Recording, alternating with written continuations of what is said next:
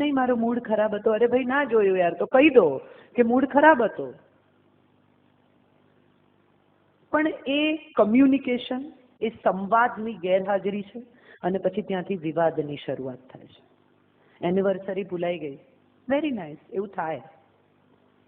સવારે એમને યાદ છે કે એનિવર્સરી છે, એટલે એમણે પૂછ્યું કે આજે શું છે ને શું છે. સવારની ઉતાવળ છે, કઈ બીજા કામ છે, યાદ નથી. રાતના 10 વાગ્યા સુધી રાહ જોવામાં આવી કે એમને યાદ આવે છે કે નથી આવતું. અને પછી 10 વાગે એવું કહ્યું કે મને તો ખબર જ હતી કે તમે ભૂલી જશો. અરે પણ બેન, ખબર હતી તો સવારે 10 વાગે આ કહેવાનું હતું, તો ગિફ્ટનો પણ ચાન્સ હતો. હવે 10 વાગે રાત્રે તો ફૂલ પણ નહીં મળે, ગિફ્ટ પણ નહીં મળે. એક જ પરિસ્થિતિ છે, અને એ છે ઝઘડાની.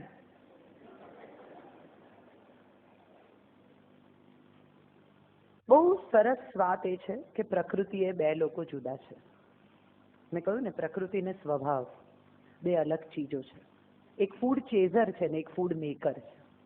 આદિમ સંસ્કૃતિના જમાનાથી એક શિકાર કરીને લાવે છે અને એક રાંધીને ખવડાવે છે. આ પથ્થર યુગથી આ જ પરિસ્થિતિ છે. આ રુજુતા જે સ્ત્રીમાં છે, 5 વર્ષની બાળકી, આ એક પ્રયોગ તમે ક્યારેક કરી જોજો, બહુ મજા આવશે. 5 વર્ષના દીકરાને એક ઢીંગલી આપો અને 5 વર્ષની દીકરીને એક ઢીંગલી આપો. દીકરો બધા જ પુર્જા ખોલવાનો પ્રયત્ન કરશે કે આ ક્યાંથી છૂટી પડે છે, અને દીકરી 5 વર્ષની ઢીંગલીને માં થઈને એટલી સરસ રમાડશે. આ તો એનામાં જન્મજાત રુજુતા છે. આ એની જન્મજાત પ્રકૃતિ છે. આ બ્યુટી છે એની. સમોવડી થવાના ચક્કરમાં આ જે બ્યુટી છે ને એ ખોવાઈ રહી છે.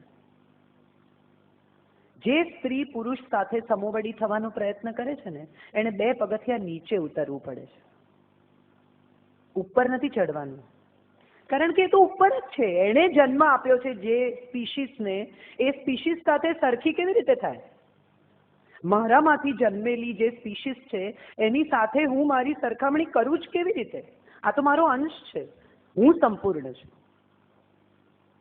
અને એની સાથે જે સ્ત્રી સમોવડી થવામાં ઈગો પ્રોબ્લેમ કરે, મને ઘણી બધી વાર એવો વિચાર આવે કે જે માણસને એમને મારી દવા યાદ નથી રહેતી. આવી એક બહેને મને ફરિયાદ કરેલી કે મેં આખી જિંદગી એમનું ધ્યાન રાખ્યું, હવે હું માંદી હોઉં છું તો એમને મારી દવા યાદ નથી રહેતી. મેં પૂછ્યું, મેં કીધું એમને એમની દવા યાદ રહેશે? તો કે ના. તો તમારી કેવી રીતે રહે? જેને પોતાની દવા યાદ નથી રહેતી એને તમારી દવા યાદ રહે એવો એની પાસે અપેક્ષા જ કેવી રીતે હોય? એ કંઈ બોલતા નથી. ઘણી બધી સ્ત્રીઓ એમ કે વાત જ નથી કરતા. પણ એ કોઈ પણ દિવસ વાત કરવાનો પ્રયત્ન કરે ત્યારે એવું તમે પત્ની તરીકે, સ્ત્રી તરીકે માર્ક કર્યું છે કે તમે ધીરજથી એમને સાંભળ્યા હોય? એને ઘણું કહેવાનું છે. પણ એ કહેવાની શરૂઆત કરે એ પહેલા જ આપણી પાસે દરેક વાતના જવાબ છે. અને આ વાત મારે આજે એટલા માટે સ્ત્રીઓને ખાસ કહેવી છે. આજે મેં સાવ દિશા, હું સામાન્ય રીતે સ્ત્રીના પક્ષમાં લખું છું ને સ્ત્રી સમોવડી વાતો લખું છું ને સ્ત્રી એમ્પાવરમેન્ટ વિશે લખું છું, પણ આજે મારે આ વાત એટલા માટે કહેવી છે કે મને વિચારતા એવું સમજાયું છે કે આજના સમયમાં અર્બન લગ્નો જો ટક્યા છે ને તો એમાં 60 થી 70% પુરુષનો ફાળો છે. બહુ પુરુષો એવા છે કે જે કશું કોઈને કહેતા જ નથી, એમના ગૃહ ક્લેશ વિશે કે એમની સમસ્યાઓ વિશે. આ બહુ અગત્યની વાત છે ને એમાં જ પુરુષોને હાર્ટ એટેક આવે છે. સ્ત્રી તો તરત આમ હજી તો ઝઘડો થયો ને બહાર નીકળ્યા ત્યાં તો બેનને, બેનપણીને, મમ્મીને બધાને ફોન થઈ રડી બડીને બધું અડધો કલાકમાં તો એકદમ સ્વચ્છ આકાશ થઈ જાય, વરસાદ પડી ચૂકે. પુરુષ કોઈને કહેતો નથી, એની પ્રકૃતિ જ નથી. એને પીડા વહેંચતા શીખવવામાં આવ્યું છે નથી. 3 વર્ષનો દીકરો રડતો હોય ને એને એની માં કે છોકરી છે તે રડે છે. એને ત્યારથી એવું શીખવવામાં આવ્યું છે કે રડવાનું નહીં, ફરિયાદ નહીં કરવાની. બોયઝ તો સ્ટ્રોંગ હોય, આપણે શીખવીએ છીએ આપણા દીકરાને. સ્ટ્રોંગ બોય છે ને કે ગર્લ છે, એ સ્ટ્રોંગ બોય જેમ જેમ મોટો થતો જાય એમ વધુ ને વધુ સ્ટ્રોંગ મેન થતો જાય છે. એને આપણે ખુલવા દીધો જ નહીં. એને આપણે ખુલવા દેતા જ નથી. અને પછી જ્યારે એ દુઃખી થાય છે, જ્યારે એને બ્લડ પ્રેશર, ડાયાબિટીસ, કોલેસ્ટેરોલ થાય છે, ત્યારે આપણે એવી ફરિયાદ કરીએ છીએ કે કોઈનું સાંભળતા જ નથી. ખરેખર આપણે એમનું સાંભળતા નથી.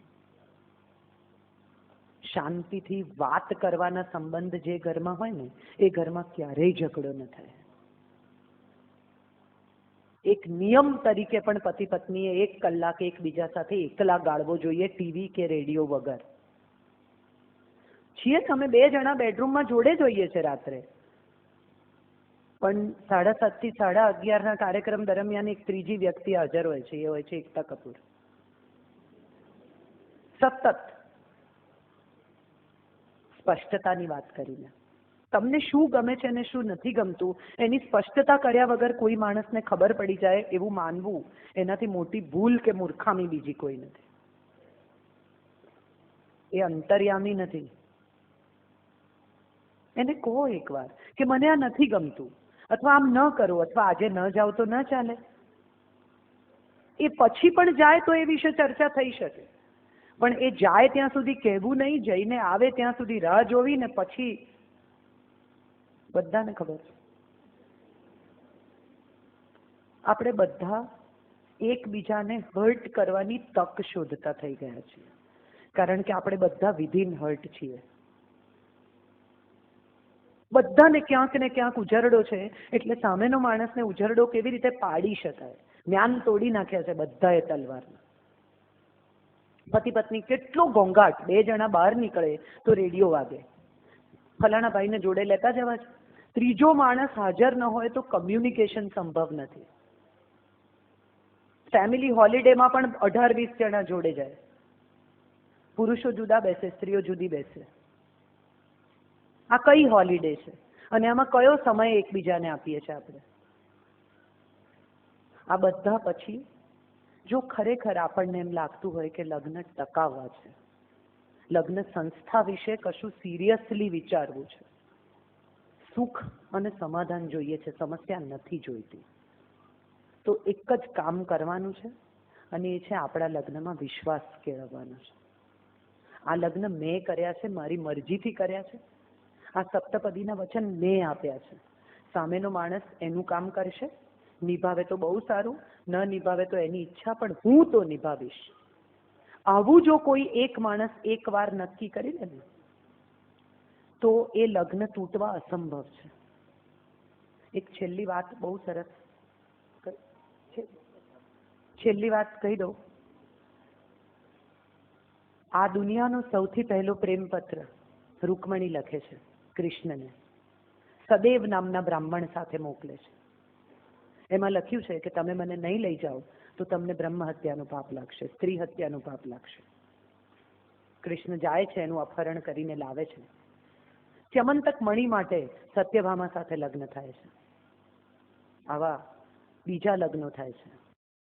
અને જ્યારે મહાભારતનું યુદ્ધ થાય છે, ત્યારે અશ્વત્થામાનું બ્રહ્માસ્ત્ર ક્યાંક પડવું જોઈએ, કારણ કે એની પાસે બ્રહ્માસ્ત્ર પાછું વાળવાની તાકાત નથી. એટલે ઉત્તરાના ગર્ભ પર પડે છે.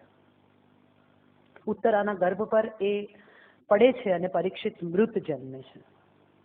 અને પરીક્ષિત જ્યારે મૃત જન્મે છે, ત્યારે દ્રૌપદી જઈને રાજ્યસભામાં કૃષ્ણને ગમે તેમ કહે છે કે તે મને વચન આપેલું કે પાંડવોનો વંશ રહેશે, તે આમ કહેલું, તે આમ કહેલું, તે મને છેતરી. કૃષ્ણ કંઈ જ નથી બોલતા, ઊભા થાય છે. એની સાથે સૂતિકાગારમાં આવે છે, ડિલિવરી રૂમ જ્યાં પુરુષો ન જાય. ત્યાં જઈને અંજલિ ભરે છે અને 6 શ્લોક બોલે છે. મહાભારતનો આ મોસ્ટ ડ્રામેટિક પ્રસંગ છે. આનાથી વધારે ડ્રામેટાઇઝ્ડ પ્રસંગ મેં ભાગ્યે જ વાંચ્યા છે. એ હાથમાં અંજલિ ભરીને 6 શ્લોક બોલે છે કે મેં જો પાંડવોનું ભલું ઈચ્છ્યું હોય, ક્યારેય એમનું બુરું ન ઈચ્છ્યું હોય, તો પરીક્ષિત સજીવન થાય. મેં જો મિથ્યા આચરણ ન કર્યું હોય, અસત્ય નથી કહેતા, મિથ્યા કહે છે, મેં જો મિથ્યા આચરણ ન કર્યું હોય તો પરીક્ષિત સજીવન થાય. અને છેલ્લો શ્લોક બોલે છે કે મેં જો બ્રહ્મચર્યનું પાલન કર્યું હોય તો પરીક્ષિત સજીવન થાય. 8 પટરાણીઓ છે, આટલા પુત્રો છે, પૌત્રો છે.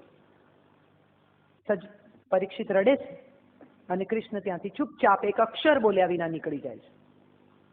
અને ત્યાં સત્યભામા ઊભા છે, એ દ્રૌપદીને પૂછે છે કે આ બ્રહ્મચર્યનું શું કહ્યું આમણે? એટલે દ્રૌપદી એને કહે છે કે એમના એક પણ લગ્ન સ્નેહ લગ્ન નથી, ધર્મ લગ્ન છે. આ બધા પોલિટિકલ મેરેજીસ છે. અને આ ધર્મ લગ્નો જે એમણે કર્યા છે એ એમણે જેટલી નિષ્ઠાથી નિભાવ્યા છે એ જોયા પછી મને એક વાત સમજાય છે કે જો આ માણસે સ્નેહ લગ્ન કર્યા હોત તો એને શું કર્યું હોત. અને આ વાત, આનો સૌથી સુંદર આ શ્લોકનો છેલ્લો વાક્ય છે કે આ વાત મારાથી વધારે કોને ખબર છે. એને 5 પતિ સાથેના ધર્મ લગ્નને નિભાવ્યા છે. બહુ સુંદર વાત છે. આ આપણી પરંપરા છે, આ આપણી સંસ્કૃતિ છે. લગ્ન કર્યા ત્યાં સુધી તમને બધી જ છૂટ છે, પણ જો લગ્ન કરવાનો નિર્ણય કર્યો છે તો એને નિભાવ્યા સિવાય તમારી પાસે બીજો ઓલ્ટરનેટિવ નથી. We all have a freedom of choice, but once we make a choice, we have no freedom.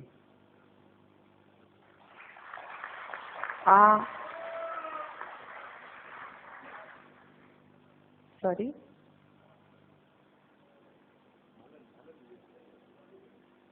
મને થયું એમને ઊંઘ આવે છે.